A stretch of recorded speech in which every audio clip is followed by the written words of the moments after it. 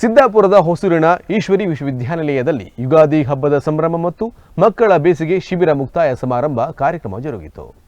ರಾಜಯೋಗಿನಿ ದೇವಕಿ ಮಾತನಾಡಿ, ಭಾರತದ ಸಂಸ್ಕೃತಿಯನ್ನು ಬೆಳೆಸಿ ಆಧ್ಯಾತ್ಮಿಕ ಚಿಂತನೆ ಮಕ್ಕಳಲ್ಲಿ ಮೂಡಿಸಿ ಅವರ ಬದುಕನ್ನು ಗಟ್ಟಿ ಮಾಡೋಣ.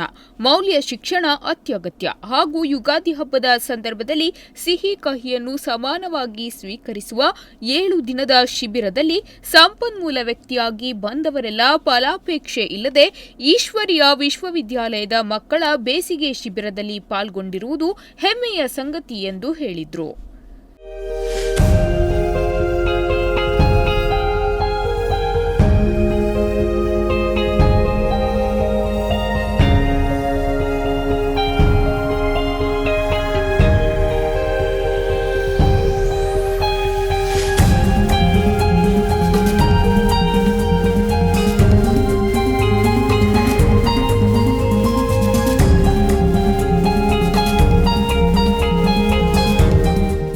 ಶಿಕ್ಷಕಿ ಸುಮಿತ್ರಾ ಶೇಟ್ ಭಾರತೀಯ ಸಂಸ್ಕೃತಿಯನ್ನು ಬಿಂಬಿಸುವ ಕೆಲಸ ಶಿಬಿರದಲ್ಲಿ ಮಾಡಿದ್ದಾರೆ.